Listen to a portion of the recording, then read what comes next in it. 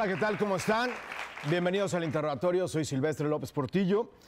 La invitada del día de hoy es una mujer con una gran trayectoria, muchos años de trayectoria ya. Ha demostrado con su trabajo en la filantropía que su belleza interna es del mismo tamaño que su belleza externa. La van a ver. Y yo que la vi de cerca, y la van a ver de cerca, obviamente, digo, no supongo. Ha cubierto y conducido para la televisión gran cantidad de eventos, desde olimpiadas, bodas, bueno, sin fin de cosas, programas de televisión. De verdad va a estar muy interesante la experiencia de alguien que se dedica también mucho a la parte de la conducción. El interrogatorio y la Universidad de las Américas Puebla le dan la más cordial bienvenida a Rebeca de Alba.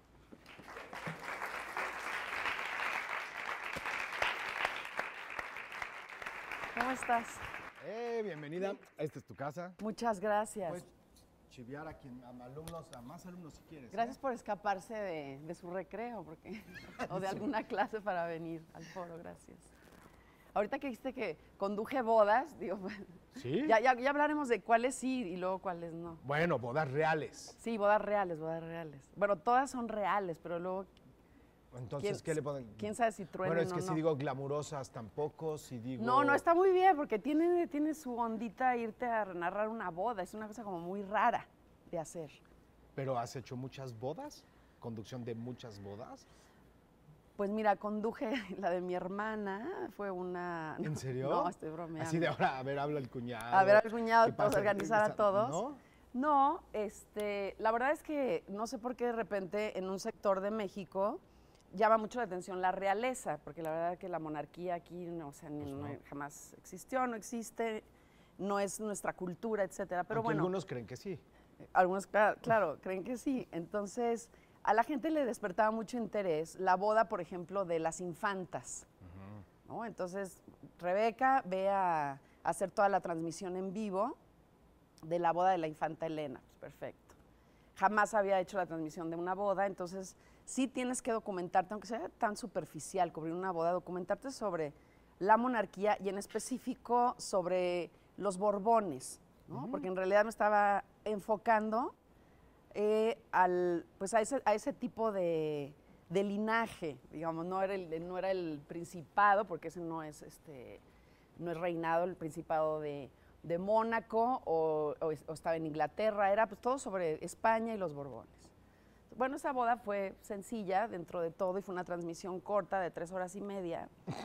Y después vino la boda de doña Leticia, que ahora es la reina de España, con el príncipe, ahora el rey Felipe. Y a esa boda también, me acuerdo que yo llegaba no sé de qué viaje, volé a Madrid, aterricé a las 6 de la mañana y a las 9 de la mañana empezó la transmisión, que duró 7 horas y media, porque en esa boda llovió y entonces tienes que estar documentada sobre la historia de los Borbones, un poco esta relación, cómo se dio, etcétera. Entonces no han sido mis eventos favoritos. Mis favoritos son Olimpiadas y Mundiales de Fútbol. No, porque si no, si es... Pero esa boda fue 7 horas y media y la conduje con Joaquín López Dóriga, la primera vez que trabajamos juntos, y con Jacobo Zabludovsky, que fue un gran maestro. Murió la princesa Diana, me parece que fue en agosto del 96, y a volar a Londres a cubrir el funeral. Ahí sí fueron casi 8 horas, sin parar, pero además no teníamos más que una señal lejana en un pequeño monitor y apenas podíamos ver lo que estaba pasando. Y al tener audio, bueno, por lo menos nos guiábamos, nos íbamos sobre eso, ¿no? Entonces esas son como las de introducción, las ¿o no? bodas. A ver, tengo que regresarme. Lo que tú quieras. Nombre completo.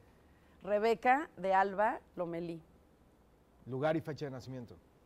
El 26 de octubre, hay fecha y todo, sí. El 26 de octubre del 64, voy a cumplir 52 años. En octubre, rumores, ruidos que oí por ahí. Chavos, no se decepcionen para el romance, para el amor no sé si hay edad, pero para el romance no. Y las chavas no sé si dicen, se ve de más o ay, qué joven se ve para tener 52. Ese es un gran tema. Entonces, sí, ha sido... Tú dime. No, vas. Como soy comunicadora, sí, se me va. No, al revés. Estabas diciendo lugar y fecha de nacimiento. Sí, nací en Aguascalientes, soy hidrocálida. Pero desde tercero de primaria viví en Zacatecas y ahí ya hasta antes de los 18, que es cuando después ya partí a hacer otra vida. ¿Quién es y qué hace tu padre? Mi padre falleció a sus 50 años de edad, 2 años menos que yo, la verdad muy joven, de un paro cardíaco fulminante, y él era ganadero. Ganadero. Sí. ¿Quién es y qué hace tu madre? Mi madre es doña Beatriz, hay varias Beatrices en la familia, abuela, madre y hermana. Y mi madre en este momento lo que hace es disfrutar la vida, cumplió 80 años y a los 71 más o menos dijo que empezaba a vivir la mejor etapa de su vida.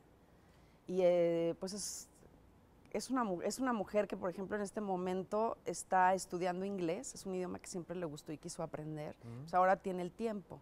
Claro. Entonces ahora está estudiando inglés.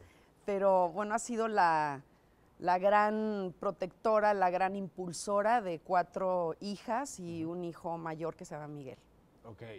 ¿Qué hacen y quiénes son tus hijos? Tus hermanos, perdón. Y hermanas. Mis hijos. No, bueno. No, sí, a veces tus hermanos son como tus hijos. Bien rescatado. O tu mamá llega a ser tu hija. A ustedes les va a pasar en algún momento que los padres ven por ti y después sí ven por ti. Sí, ¿no? eres Hay responsable. situaciones muy diferentes, no puedo generalizar. Y pasa el tiempo y de repente tú eres la mamá de una de tus hermanas o hermano y la de mi mamá, ¿sabes? Por mi mamá, yo veo por ella, la apoyo, no puede faltarle nada a mi mamá. Ok. ¿Los demás hermanos, hermanas? ¿Quiénes Entonces, bueno, Miguel, el mayor, es un chiste total. Él está metido totalmente en el mundo del campo. O sea, él todo lo que es los animales, y a raíz de mi hermano, desde muy chica, soy animalista totalmente. No sé, víboras, de todo, pero todo animales rescatados. Entonces siempre crecí desde muy chavita en ese mundo de mi hermano y juntándome mucho con sus amigos, más que en el mundo de las Barbies y en el mundo de las hermanas. Ok. ¿No? Después, Beatriz, ella es una instructora muy pro de ejercicio, pilates, TRX, todas estas cosas que yo no hago, pero bueno, ella es una gran maestra en esto. Después Gabriela, que es Patricia falleció a sus 21 años, yo tenía 19, después vengo yo y luego viene la más chica, que es Gabriela, y ella se dedicó mucho tiempo, porque lo estudió, a turismo y a todo lo que son relaciones públicas, se casó y entonces se dedicó más como a el hogar, digamos, o sea, al hogar, aunque sus planes son seguir trabajando, ¿no? Ok. ¿Cómo eras tú de chica? ¿En primaria, secundaria? La primaria primero. La verdad era tremenda, porque soy una persona muy ecuánime. Sin embargo, la travesura me gusta mucho. Soy escorpión y no nos definen los signos, obviamente, pero el escorpión es cabrón, ¿me entiendes? Es mendigo, sí. El escorpión trae un mendigo aguijón ahí que cuando menos te das cuenta, como decía Walter Mercado, picas, picas, picas con su capa, ¿no? Y sí picamos los escorpiones. Hay 2 tipos de escorpión. ¿Quién es escorpión aquí? ¿Hay varios? No, 1, 2, 2, 3. ¿Y pican? No sé. Pues pero veles las caras, seguro. Hasta roja. hay 2 tipos de escorpión, el que es muy rencoroso, muy vengativo y muy orgulloso. Me suenan.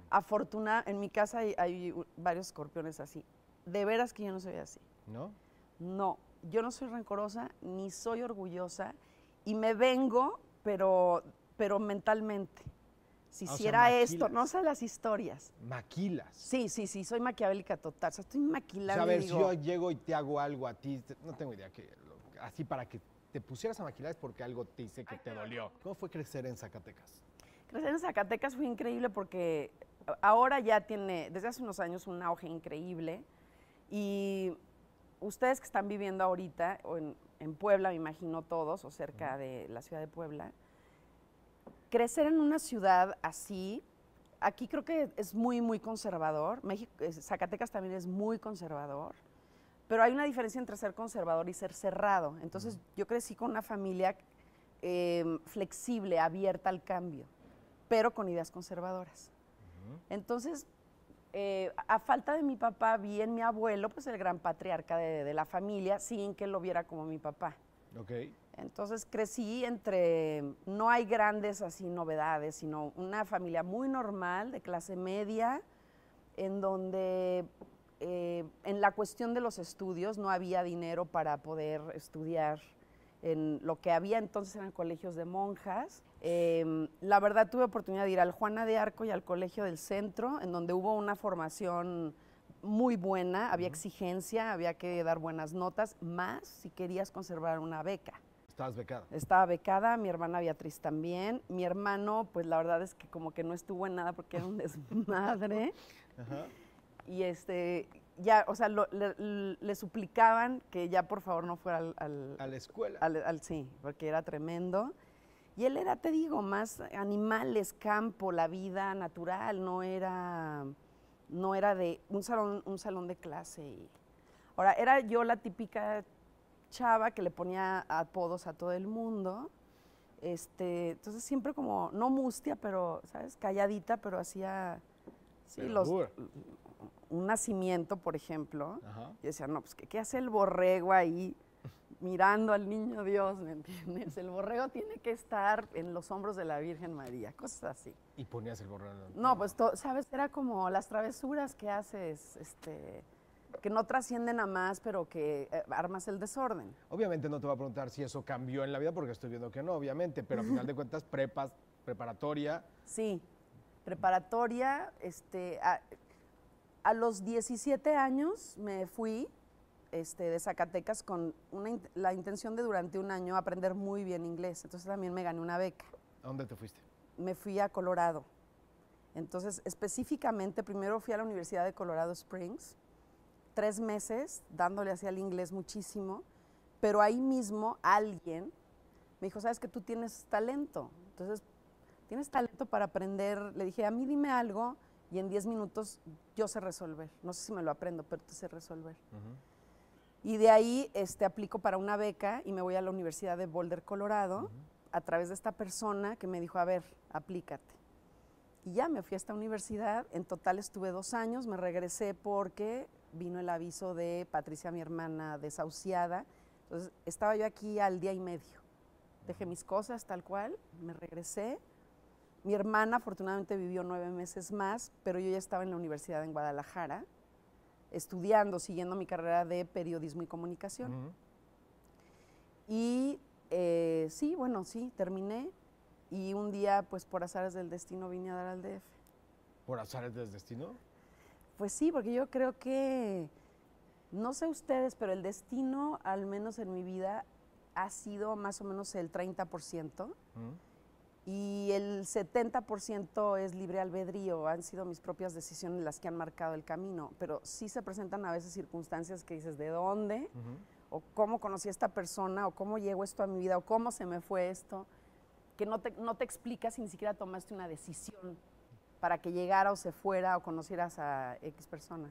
Entonces, más bien creo que somos lo que decidimos. Es que dicen que somos lo que comemos, yo creo que no, hay gente que come mal y tiene un cuerpazo y muy buena salud, sí, eso es relativo. Estas sí son envidias, ¿para qué te digo? Exacto, pero sí creo que somos lo que decidimos. Estudiaste periodismo y todo, ¿qué querías al estudiar periodismo? Digo, hay muchos de comunicación, ¿qué querías hacer con comunicación?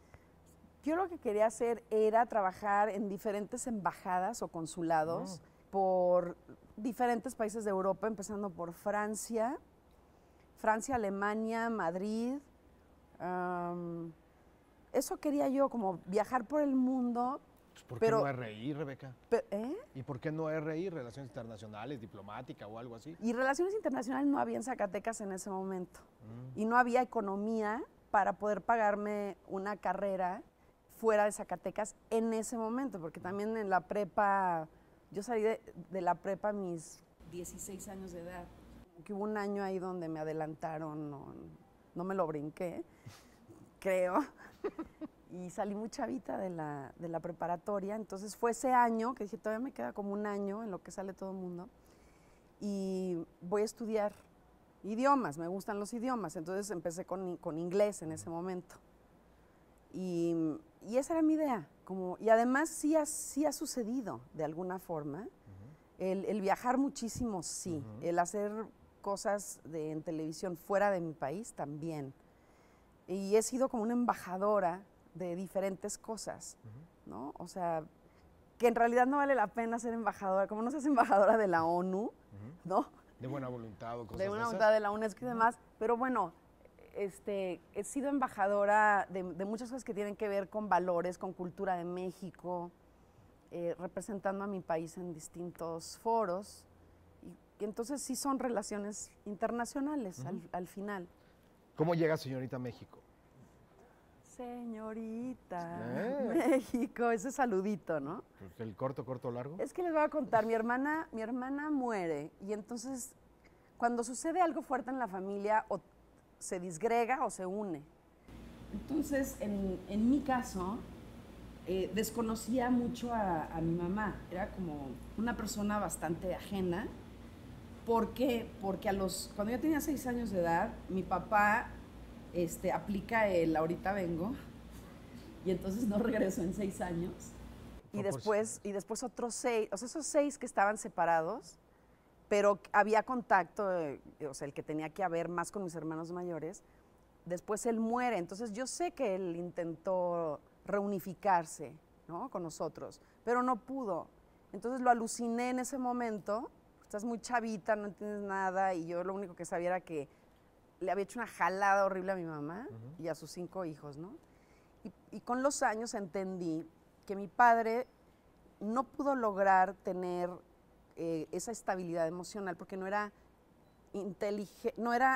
emocionalmente inteligente, no tenía la madurez, y punto. Entonces ya se me quitó como el coraje o ¿sabes? No era resentimiento, pero sí un sentimiento profundo de abandono, que es algo con lo que después tienes que trabajar, porque tiene que ver muchísimo con el hombre que vas eligiendo desde que eres muy chava en tu vida, o el abandonador o al que tú vas a abandonar, ¿no? El que es inestable emocionalmente. El que es figura paterna. Exacto.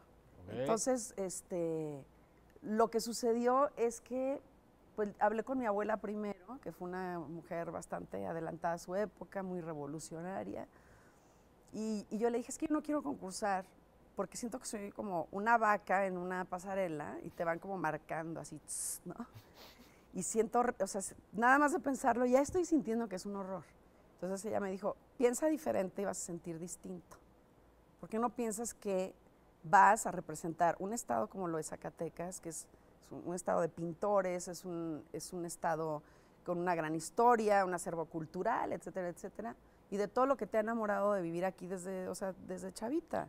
Y la realidad es que para mí el haber participado fue algo sumamente importante a nivel personal, porque yo podría decirles qué gran experiencia y México, pero en realidad, digo, esa parte existe. Lo medular es que al decirte que yo sentía a mi mamá una persona como muy ajena, más cuando murió mi hermana, que hubo un gran silencio ahí, acepté para irme con ella las 24 horas, 7 días de la semana, y convivir y reconocernos. ¿Con tu mamá? Con mi mamá. Y la verdad es que ella tenía 50 años, o sea, imagínate, mi edad, en ese momento, cuando yo estaba a mis 20 años en el Miss México, y realmente lo que surgió de ahí fue lo que yo quería, que nos uniéramos y que fuéramos sisters hasta la fecha.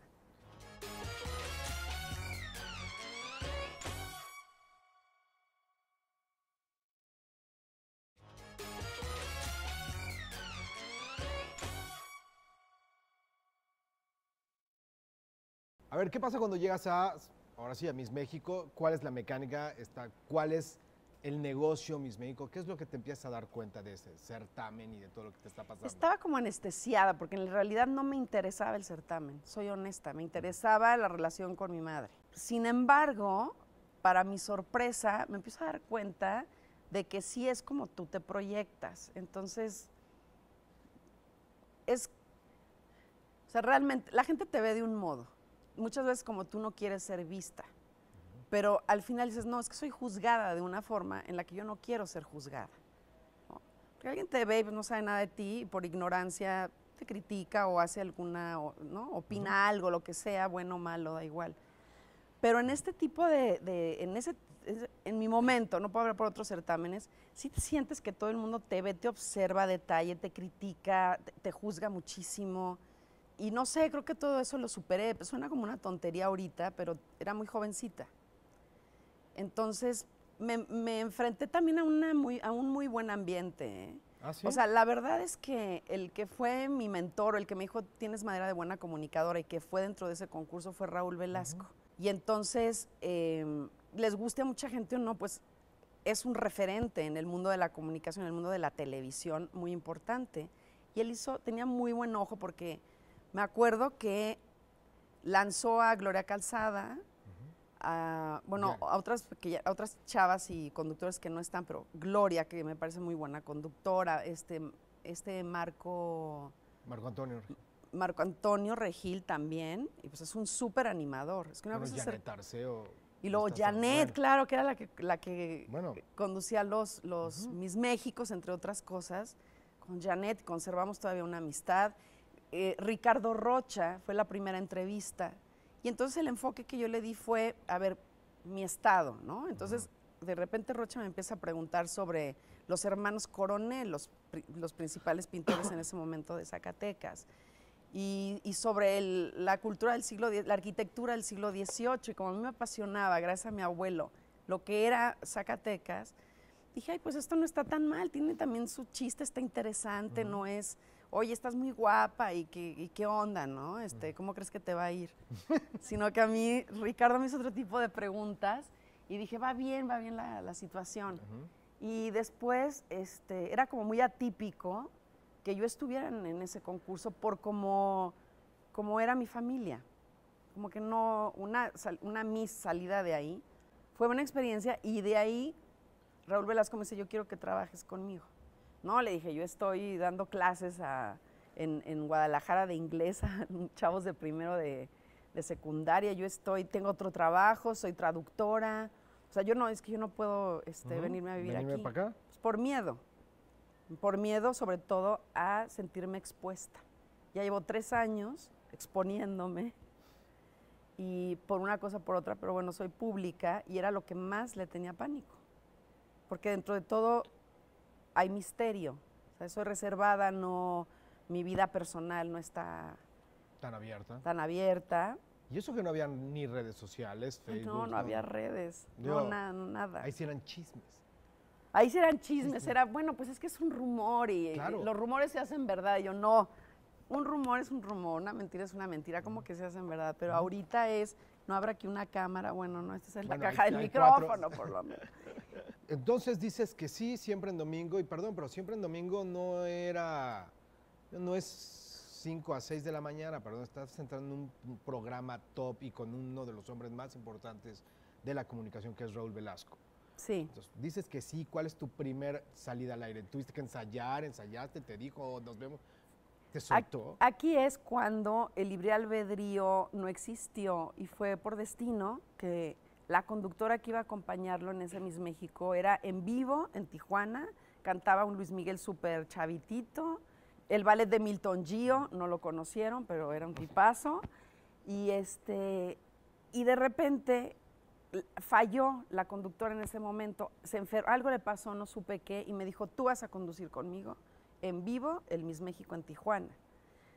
Y yo no podía, o sea, esa noche fue horrible porque yo no pude dormir, todavía faltaba otro día y otra noche, y estaba súper mal. Y mi madre me dijo, que no es la madre manager, ¿no? O sea, sino como madre, gracias, me dijo, oye, hazlo. Si sale bien, qué bueno, y si no, ya dejas de hacerlo, no, ¿sabes? No tienes que quedarte ahí, pero inténtalo, ¿no? O sea, yo sí siento que es mucho lo tuyo. ¿Qué puede ser? Claro. Y entonces me aventé, bueno, no había de otra, la verdad, o sea, era como, lo haces porque yo dije, sí, claro, y después dije, ¿qué dije? Rebeca, ¿cómo preparas una entrevista? El entrevistado siempre te agradece que sepas quién es, porque cuando le dices, ay, tu nuevo disco, y cuéntanos de tu nuevo disco. O sea, él te va a decir, ¿cómo quieres que te cuente de mi nuevo disco si estás tú? Tienes que estar informado, te lo mandó la disquera hace, no sé, no importa si 2 horas antes. Pero la forma en la que me preparo es, yo creo que hay un tema en el que el comunicador tiene que tener vocabulario y tiene que tener como herramientas información general. Porque con el artista si solamente hablas del disco, se puede volver monótono y aburrido. Oye, y esta rola, ¿y cuándo lo lanzas? Pero si tú tienes otras referencias, ¿no? De otros artistas, de otras corrientes musicales, entonces el artista se entusiasma porque estás hablando de una canción suya, pero que a lo mejor lo remite a la década de los 70 con Bowie en el disco tal, o la forma de vestir, o la historia, o sea, ¿qué está pasando en ese momento? Digamos Alrededor. un Miguel Bosé, ¿no? Bajo el signo de Caín, ¿qué está sucediendo en ese momento? En el 92, la guerra en los desplazados en Sarajevo. Entonces, le entusiasma al artista que digas lo que está pasando alrededor en el momento en el que tú estás bajo el signo de Caín, o sea, del hijo de la fregada. Porque, como sabemos, Abel se murió, pero Caín, ¿no? Pero a través de la lectura fui creciendo muchísimo. Entonces, cuando estás entrevistando a una persona, no es nada más el artista o el disco que lanza en el momento, sino que ya tienes como un bagaje cultural, ¿no? De diferentes áreas en la vida, del mundo, de la forma de pensar, ¿no? Distinta de otros lugares, a través de la lectura. Por eso yo siempre digo, la mayor herramienta es la preparación. Entonces, claro, no había esa inmediatez de Google, fulano de tal, ¿no? Ahí viene James Blunt y ¿qué le voy a preguntar? Vas percibiendo cómo es la persona y dices, por aquí le voy a preguntar esta otra cosa, no es de la A a la Z. Pero por decirte, en una entrevista a Mario Vargas Llosa, pues un personaje increíble, pero él es el hombre culto, él es el Premio Nobel de Literatura, o sea, él ya lo es todo en esa área. Yo no la domino, ni cercanamente. Pero le hice una entrevista muy humana. Y obviamente hablamos de literatura y hablamos de cómo escribe y qué lo mueve, etcétera. Pero hablamos de la persona, más allá del personaje. Y esa es una entrevista que dices, es una entrevista entrañable. Conocí de Vargas Llosa muchas cosas de su vida que no tenía ni idea. Lo mismo con Rigoberta Menchú en su momento. Ella fue Nobel 92, ¿no? De la Paz. Es de dónde viene la gente, ¿no? Que creo que al público, yo pienso en el público, ¿qué le quisieran preguntar a Rigoberta Menchú? ¿De dónde viene? ¿Cómo empezó todo para que sea Premio Nobel de la Paz? ¿Qué hizo? ¿Qué ideales tenía o en qué momento se le ocurrió? ¿Dónde fue el punto de quiebre? Y a raíz de todas esas cosas, claro que también ya te documentas, ¿no? Lo buscas en los libros, pues ¿quiénes han sido Premio Nobel de la Paz? ¿Qué es ser un Premio Nobel? ¿No? De ciencia, de literatura, de la paz, etcétera. Entonces, sí creo que alguien dijo de una conductora que ella le saca la sopa a los entrevistados y que yo les saco el alma. Como que cada quien bonito. tiene... No, pues está muy bien que Adela le saca la sopa, ¿verdad? Sí. Pero como que alguien me lo dijo, Adela le saca la sopa y tú le sacas como el alma, como la parte humana.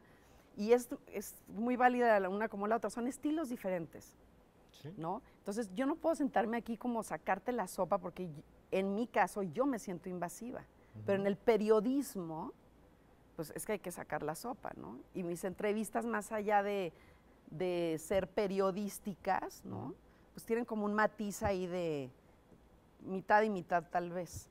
Yo me acuerdo con Sting, por ejemplo, ya independizado de The Police y todo, obviamente, en Acapulco, que algo le había pasado durante el ensayo, iba a dar un concierto y me dijeron que estaba mal, de mal humor, que no me iba a dar la entrevista y ya estaba pactada con la disquera.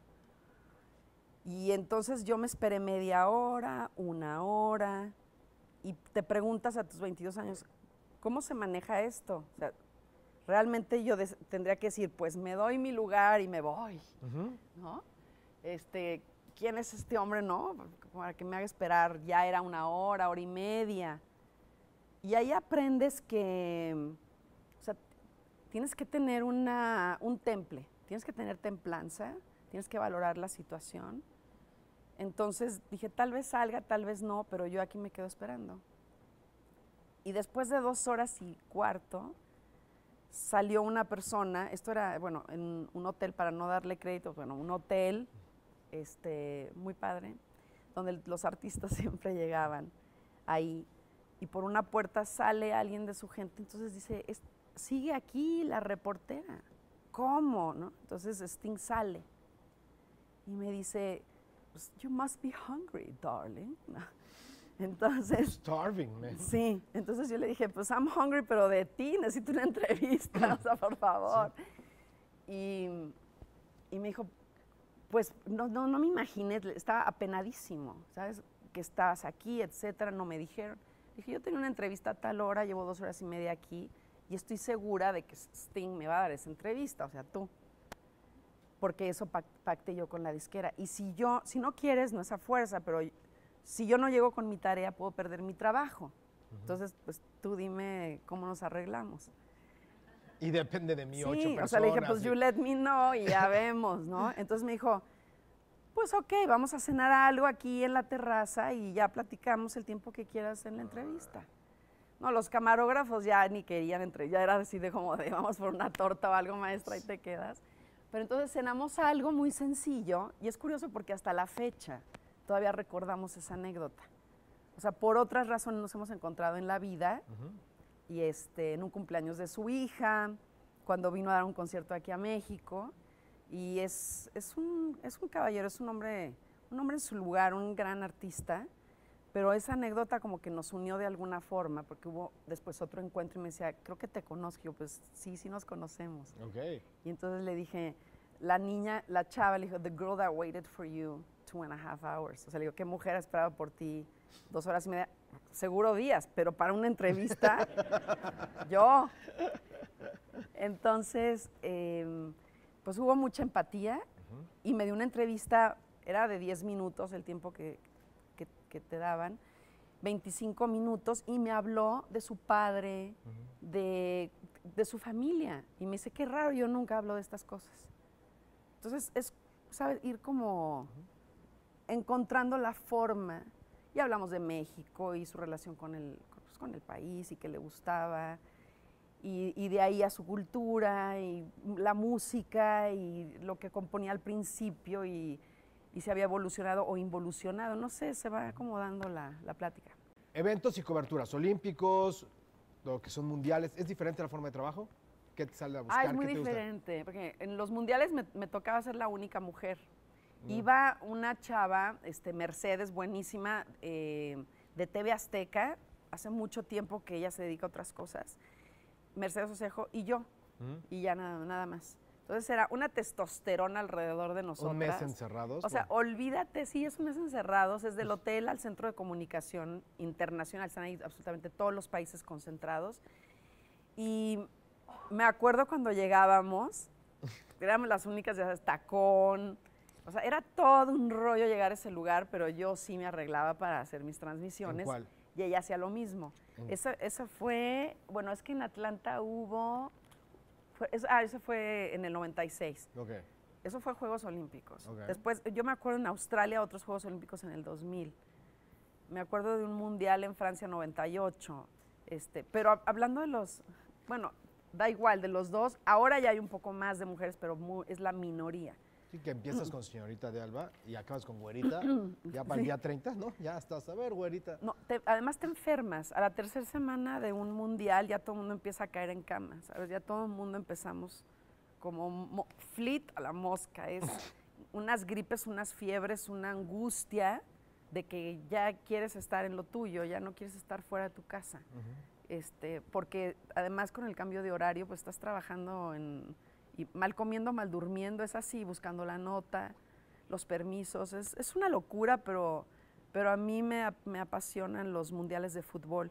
Los Juegos Olímpicos, tal vez alguna disciplina, pero no es algo que yo haya disfrutado transmitir, fíjate. Se me hizo como mucho, como que no sé cómo explicarte que el fútbol te da nota social, nota política, como que no sé, todo el tiempo hay muchas notas que cubrir y aparte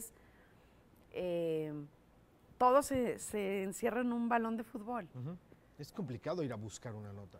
Bueno, donde sea, buscar la nota. Tráeme una nota. Sí, así, que no te den la nota. Esta es tu nota y la vas a ir a cubrir. Es diferente a tráeme una nota. O sea, por decirte algo, necesitamos una nota para ahorita en la tarde, en Francia, el Mundial. Entonces yo relacionaba, hice 64 cápsulas, el fútbol con el sexo, el fútbol con el amor, el fútbol con la pobreza, o sea, era como alrededor del fútbol todo lo que se genera. Y ahí se me ocurrió nada que tuviera que ver con el fútbol y me fui a hacer una nota preguntándole a los franceses que si les gustaba el beso francés, ¿no? Y me decían, ¿cuál es el beso francés? Entonces te das cuenta que el French kiss no viene de Francia.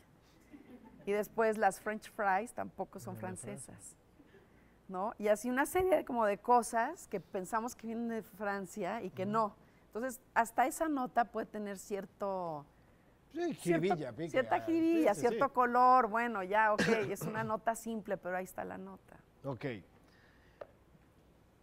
Platícame de la fundación. ¿En qué momento empiezas con la fundación y cómo se va dando todo lo de la fundación que tienes?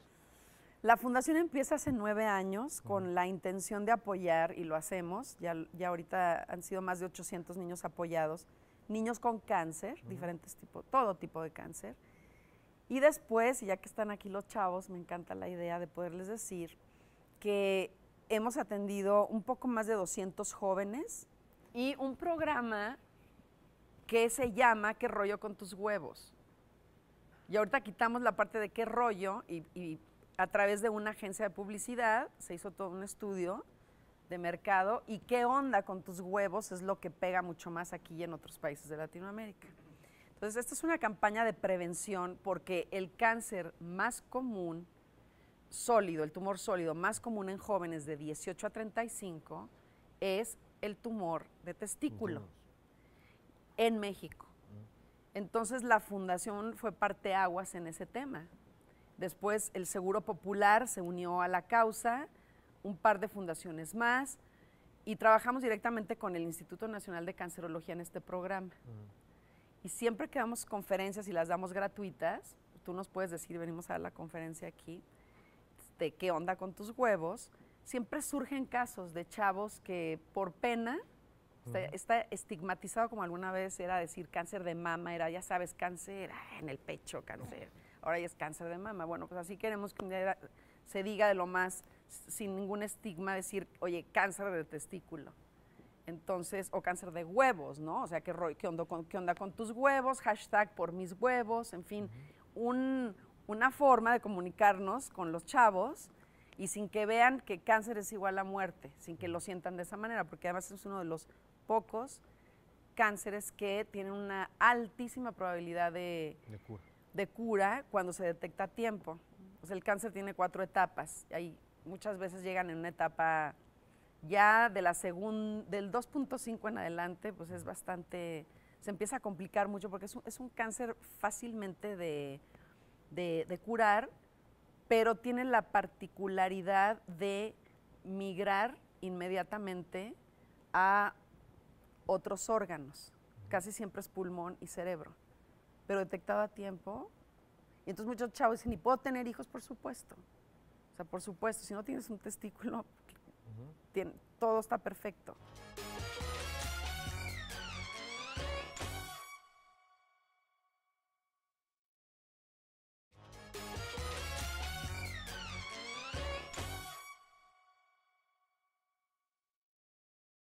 Ok, ya te los dejo. A ver, preguntas finales. Ellos preguntan. No, okay. ahorita te toca. Ahorita me toca. Ustedes pregunten. ¿Cuál es tu mayor vicio? El chocolate. El chocolate, bien. Sí. ¿Qué es México para ti?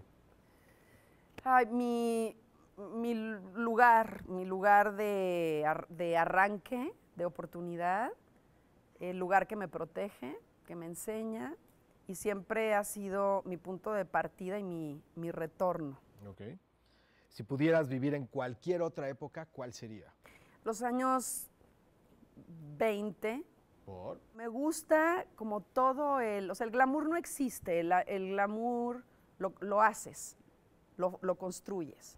Y en esa época las mujeres construían, hacían de ellas y de su entorno un glamour muy especial. Entonces esa época me gusta mucho por todo el movimiento social, porque finalmente la moda parecería algo muy superficial, pero la moda también está determinada por el momento social e histórico que se está viviendo. Entonces me apasiona mucho las formas, la forma de la gente de relacionarse, la fortaleza que había que tener en ese momento, el nunca tener nada seguro, estarte moviendo del lugar, el experimentar la pérdida tal vez definitiva de a quien más amas, bajo esas circunstancias, ¿no? Totalmente, ahí sí nada de libre albedrío, ahí sí por circunstancias y por destino, ¿no? Ok. ¿Qué te hace llorar? Pues es que en realidad algo que de momento me haga llorar, el otro día me mandaron un cartel con todos los estados de ánimo de una mujer en un día, no sé si por ahí en redes lo vieron, y son como 25 caras diferentes. En un día. Sí, lloras, luego ríes, luego tienes dudas, después estás incómoda, luego tienes calor, luego estás como reflexionando. Y la del hombre es la misma cara todo el día, y la última, ya cuando cierra el día es como, y ya. Entonces, algo, que suceda algo para luego llorar, realmente no. Es como muy espontáneo en ese sentido. Okay. Es espontáneo. La falta de, o sea, como algo. Aquellos que son los ignorados, los olvidados, los que no existen, los desplazados, toda esa situación me mueve muchísimo. Ok, ¿qué te gusta más, pero te da más pena decirlo? Tu placer culposo, eso sí, ¿qué te gusta hacer? ¿Qué más te gusta? ¿Qué me gusta más? Haz de cuenta que no es tan... No, espérate, es que luego soy bien neta. ¿Qué me gusta más? Y que es un placer culposo y me da pena decirlo, pues un vibrador. Eres grande, O sea, salud. Eres grande, gracias. Sí era tequila, pero bueno. Bien, Rebeca. Ok, ¿cuál es tu grosería favorita? No mames. Para todo, así de... Sí, es como no mames. Si pudieras hablar con alguien que ya falleció, ¿con quién sería? Es que yo no creo que... Yo creo que falleces y ya. Entonces no podría desear hablar con nadie porque creo que no hay nada después de la muerte. Si tuvieras que escribir tú tu epitafio en este momento, ¿qué diría? No me voy a ningún lado. No sé quién, ¿no? ¿A quién quieren engañar? Aquí me quedé. ¿A quién quieren engañar? Aquí me quedé. Sí. Ok. No lo había pensado nunca en un epitafio, pero bueno, por mis creencias podría ser ese. Ok. Rebeca de Albajones, venga. Hola, mi nombre es Montserrat, estudio Comunicación y Producción de Medios, tercer semestre, y la verdad, bueno, a mí me gustaría dedicarme a la conducción, y mi pregunta es, ¿qué importa más? ¿La preparación que tengas o pues sí, tu imagen, tu físico, todo eso? Fíjate que tocas varios puntos que son muy importantes, no son conductores, o sea, salieron para querer ser conductores, pero no, eso no es un conductor.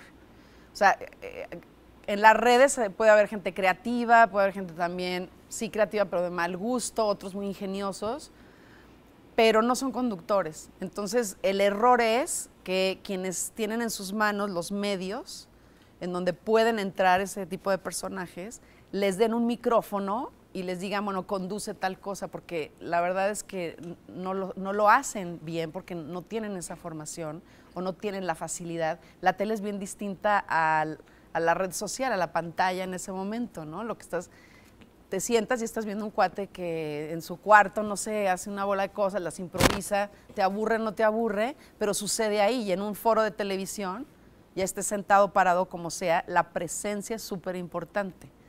Entonces, ¿qué tanto importa la imagen? Pues mira, en mi caso, cuando la gente me ha dicho es que tú eres muy guapa, etcétera, etcétera, yo más bien creo que tengo un prototipo que llama la atención porque sí nací güerita, pero soy rubia oxigenada, soy rubia pintada.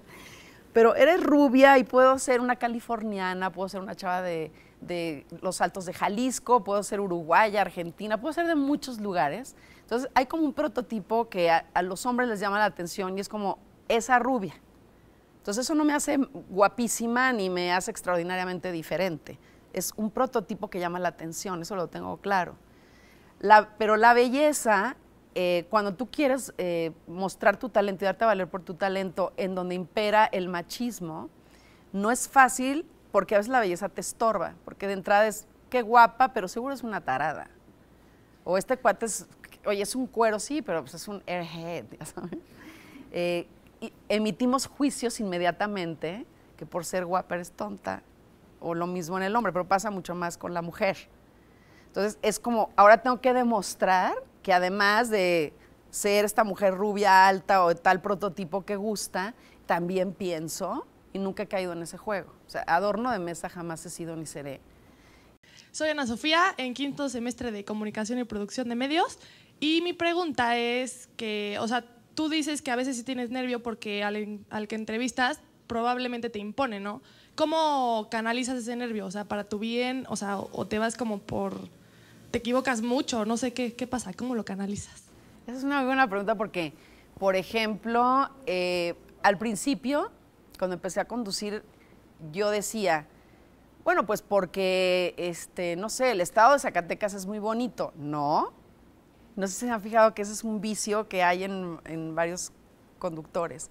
O, claro, es que las personas de raza tal, pues por eso son altas, blancas y el ojo. No, era como todo el día, bueno, ¿sí o no, maestra? O sea, estás asegurando algo y luego estás metiéndolo en duda. No, para que el otro te diga, pues sí, y no me había dado cuenta, ese era un vicio que tenía. Y cuando alguien me lo hizo ver, ya me entró un nervio. Cada vez que hablaba decía, no voy a decir el no, no, no. Pero bueno, me hice consciente de eso y la respiración es súper importante. Se me movía este lado derecho de manera totalmente involuntaria. Tenía su libre albedrío este cachete.